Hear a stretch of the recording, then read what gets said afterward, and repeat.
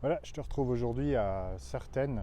Donc je fais toujours un circuit en fait dans le sud de la Corse, tu vois, j'ai une semaine. Donc regarde-moi cette vue quand même, c'est pas tout simplement splendide, c'est vraiment vraiment joli. Tiens, je devrais te montrer un truc là. Il y a des rajouts en fait aux maisons, tu vois. Par exemple là, je sais pas si on voit bien, tu vois l'escalier a été rajouté. Là c'est pareil, ça a été rajouté aux maisons en fait, du coup c'est marrant. Et j'ai l'impression que dans tout le village c'est un peu comme ça. Tu sais, du coup, je te montre un peu. Alors bon, j'ai pas de stabilisateur, hein, je suis en train de marcher, mais ça permet de voir un peu le décor, tu vois. Voilà. Donc, un vieux village en pierre de taille. Bon, les maisons en pierre, c'est vraiment typique ici. Bon, voilà, j'ai fait mon petit tour. Je pense qu'il faut prévoir une demi-heure, une heure pour faire un petit tour. Alors, c'est pas un grand village, hein, tu peux faire un petit tour rapidement. Par contre, là, tout au loin, tu vois, il y a la mer. Et en fait, ce matin, la propriétaire du logement où j'étais cette nuit m'a parlé de différentes plages. Donc, je vais regarder si je peux trouver ça. Elle a dit il y a quand même des plages là-bas. Faut y passer si tu veux, quoi. C'est de belles plages. Donc, je vais regarder ça et puis dans la voiture. Voilà, donc je viens d'arriver dans la voiture. Je vais regarder où se trouve la plage. Donc, à peu près 34 minutes. Ouais, et en plus c'est sur ma route puisque moi je vais vers Bonifacio. Donc c'est top, je vais essayer de m'arrêter là-bas et on se retrouve tout à l'heure. Alors je suis sur la route pour aller à la plage et en fait je voulais te montrer ça parce que c'est juste un truc de ouf, tu vois. Je sais pas comment le dire mais... Alors il y a une plage là en bas, je sais pas si c'est celle-là mais je vais voir. Mais tu vois le paysage, c'est un truc de dingue. C'est vraiment comme hier, je te disais c'est la claque, tu vois, moi je suis dépaysé total.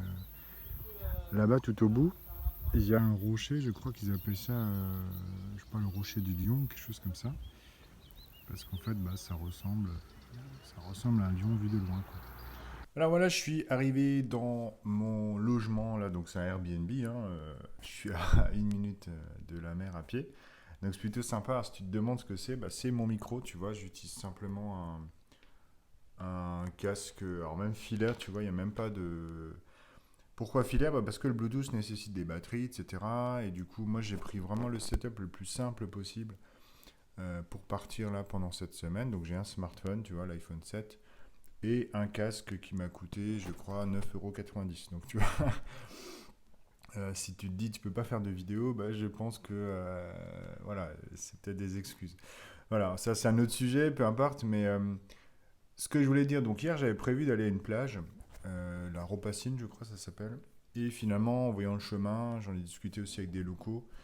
Il se passe que c'est un chemin difficile d'accès en voiture. Je pense qu'il y a genre 1 kilomètre, il faut 20 minutes pour le faire. Enfin, c'est la grosse cata.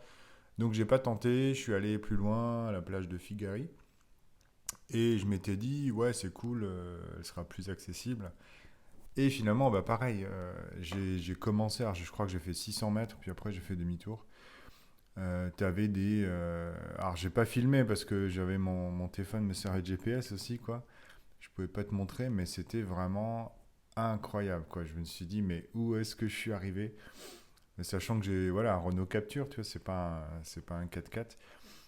Je suis arrivé dans des routes où il y avait des bosses, je pense, de 1 mètre de haut, sans exagérer, quoi.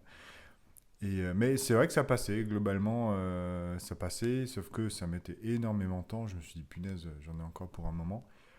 Du coup, j'ai fait demi-tour.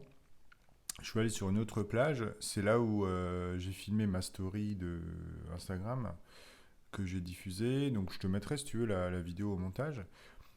C'est une autre plage un petit peu... euh, ouais, qui est plus accessible. C'est-à-dire qu'en gros, tu peux te garer en voiture. Après, tu finis à pied. Il y a peut-être, je sais pas, 200-300 mètres à pied. Donc ça, c'est top, quoi. Par contre, c'est une plage avec plutôt du petit caillou, tu vois. Donc c'est pas du sable fin comme à Ajaccio.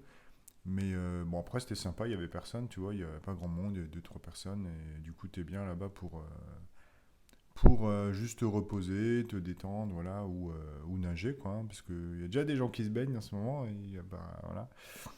Et donc, bah, je voulais te parler un peu du sujet, du titre de la vidéo, évidemment.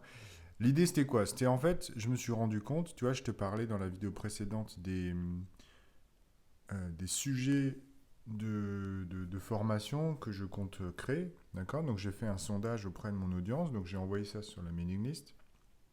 J'en ai parlé sur YouTube. Je crois que j'en ai parlé un petit peu sur Instagram en disant simplement voilà, que je fais un sondage, mais je ne sais pas trop si ça, c'est un impact, tu vois. Peut-être que les gens, du coup, qui étaient abonnés par mail ont peut-être regardé leur mail, je ne sais pas. Par contre, ce qu'on peut retenir de tout ça, c'est que bah, j'ai eu des retours qui étaient, là, grosso modo, les notes, tu vois, il y a sur 5 sujets, tu as 4 sujets qui ont à peu près la même note, tu vois, entre 3 et 4 sur 5. Et il y a un sujet qui a plutôt 2,5 quoi. Donc c'était le sujet qui concerne l'équilibre vie perso, vie pro. Conclusion, donc je m'étais dit ok, c'est assez serré. Donc ce que j'ai fait, je me suis dit ok, j'ai eu je sais plus combien d'ouvertures au niveau des mails. Je me suis dit bah, je vais faire un reshoot d'emails, tu vois. Relancer les gens qui n'avaient pas encore voté. Et en fait, ce qui est sympa, c'est que dans Mailchimp, tu as une fonctionnalité comme ça qui permet justement de renvoyer la dernière campagne aux personnes qui n'ont pas ouvert l'email. Donc je me suis dit, ok, ça peut être l'occasion de l'utiliser. Donc j'ai simplement relancé en fait ma campagne en la renvoyant aux personnes qui n'ont pas ouvert. Et j'ai changé le titre quand même, d'accord? Parce que je me suis dit, si tu reçois 2 fois le même mail, bah, avec le même titre, probablement que tu vas pas l'ouvrir, quoi. Enfin voilà, si tu l'as pas ouvert la première fois, bah, peut-être la deuxième fois non plus, quoi. C'est probablement le titre qui intéressait pas les personnes. Je me souviens que dans la première campagne, j'avais commencé mon message par sondage entre crochets, tu vois. Et je pense que ça, les gens ont dû se dire, ah, sondage, c'est bon, ça dégage direct, quoi. Voilà. Enfin, moi, c'est pareil. Je me dis que quand je me mets un peu dans la psychologie de la personne, souvent quand je reçois des sondages, c'est très rare que j'y réponde. Voilà, après, bon, sauf sur voilà, Airbnb, des choses comme ça, Booking, voilà, des logements, quoi, parce que c'est vraiment quelque chose que moi j'utilise pour choisir mes logements, donc je contribue aussi. Mais par exemple, les sondages de gens sur leur startup, sur leurs outils, sur leur machin, c'est vrai que j'y réponds pas souvent. Donc, je pense qu'effectivement, mettre en sondage dans le titre, tu vois, c'est. Voilà, il y a des gens qui ont répondu, mais il y a des gens aussi qui peut-être en ont un peu marre d'avoir trop de sondages et du coup, ils n'ont pas répondu.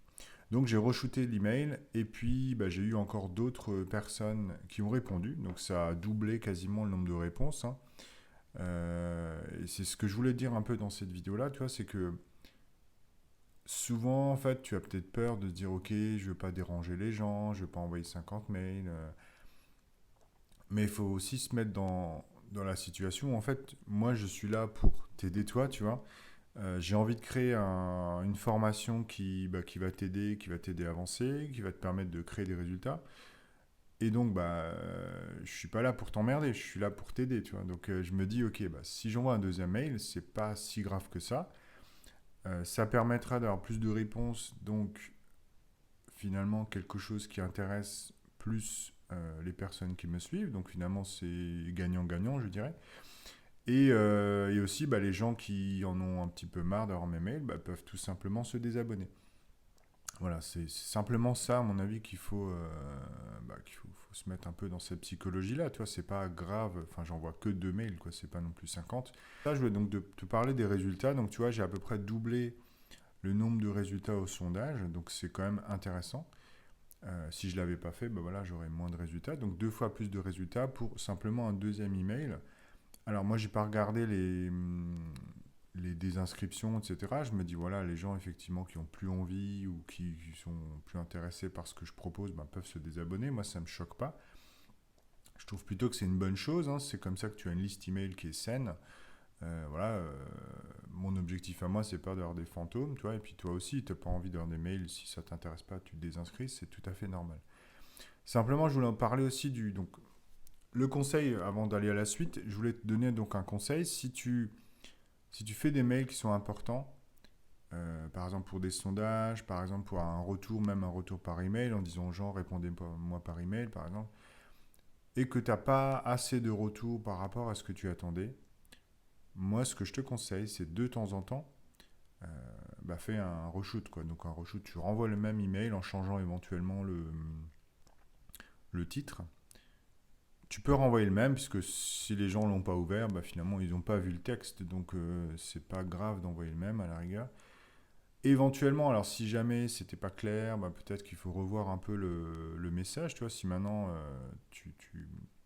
tu fais un appel à l'action vers un sondage et que c'est pas clair, en fait, voilà, c'est tout à fait possible de le reformuler. Et donc je voulais te parler aussi des marketeurs américains. Moi j'avais vu un gars qui parlait de ça. Il faisait des séquences email jusqu'à 20 messages, d'accord. Donc quand il proposait par exemple un produit à vendre, tu avais jusqu'à 20 messages. Donc tous les jours, toi, tu avais tous les jours un message pendant 20 jours pour te vendre le produit. Alors on peut se dire c'est énorme. Alors effectivement, ça fait beaucoup, tu vois. Euh, mais il montrait que effectivement, qu'il y a des gens qui n'ouvraient pas les 6-7 premiers messages parce que voilà, en fonction du titre, peut-être que tu ne l'ouvres pas. Et certains ouvraient le 10e, le 12e, le 15e, et puis parfois ils achetaient même au 20e message. Donc ce qui est important à retenir, c'est que je pense aujourd'hui, tu vois, on est dans une ère d'information, où il y a beaucoup d'informations.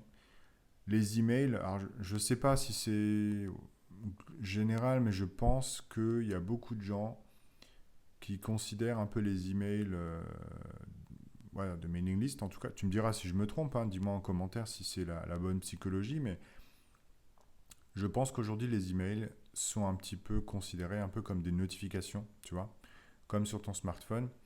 Et du coup, moi ça m'arrive aussi, tu vois, de me dire, si j'en rate un, c'est pas si grave, quoi. Et du coup, quand toi t'envoies un message comme ça dans une séquence, les gens, ça peut arriver qu'ils ratent un, 2, 3, 4 messages parce que voilà, c'était pas le bon moment, c'était le week-end, c'était une semaine chargée, etc. Et peut-être qu'ils verront le 5e message ou le 6e message. Et donc, ce que je voulais te dire dans cette vidéo de très très important, donc c'est deux choses. C'est première chose, n'hésite pas à faire des reshoots, d'accord. Un email qui n'a pas forcément marché, tu le relances de temps en temps, évidemment pas à chaque message, mais tu le relances en changeant le titre. Et deuxième conseil que je voulais te donner, c'est de ne pas hésiter à faire des séquences. Tu peux faire des séquences automatisées, tu vois, avec Mailchimp ou n'importe quel autorépondeur. Des séquences de au moins 5 messages, d'accord, 5, 7, 8, 10, tout dépend l'espacement, tu vois. Alors, tu n'es pas obligé de faire un message par jour. Moi, souvent, j'utilisais la suite de Fibonacci. Ça, c'est mon côté un peu mathématique. Donc, la suite de Fibonacci, alors, je ne sais pas si tu connais, tu regarderas sur Wikipédia, mais en gros, c'est une suite arithmétique issue de l'observation de la nature. Et donc, cette suite arithmétique, à quoi elle me sert dans les emails? Mais en fait, tout simplement, l'idée, c'est que si tu regardes les premières valeurs de cette suite, je crois que c'est 1, 3, 5, 7. Mais en fait, ce que je fais, c'est que le premier mail, je l'envoie après un jour, le deuxième mail après 3 jours, le troisième mail après 5, 7, etc. Tu vois. Et donc, en fait, ce qui se passe, c'est que j'augmente le temps entre deux emails, quoi. L'idée, c'est de pas... Enfin, si tu envoies un mail par jour, alors tout dépend si tu es en période de vente, on va dire, mais si tu envoies des séquences automatisées avec un email par jour, ça peut vite saouler les gens. Parce qu'aujourd'hui, il y a beaucoup, beaucoup de gens qui le font, qui envoient des mails quotidiens, et du coup, les gens se désinscrivent peut-être plus régulièrement, quoi. Mais en espaçant les emails, tu vois, de périodes de plus en plus grandes, tu peux créer comme ça des séquences je sais pas, d'un mois avec 5-6 emails, 7 emails sans problème. Voilà, donc deux conseils, je résume le résumé parce que j'étais un peu long là-dessus. Mais voilà, fais des reshoots et n'hésite pas à faire des séquences email vraiment de 5 à 7 messages minimum. Voilà, moi je vais continuer aujourd'hui, je vais visiter encore un peu le coin. Je te montrerai évidemment dans les prochaines vidéos. Et puis on se retrouve demain. Salut!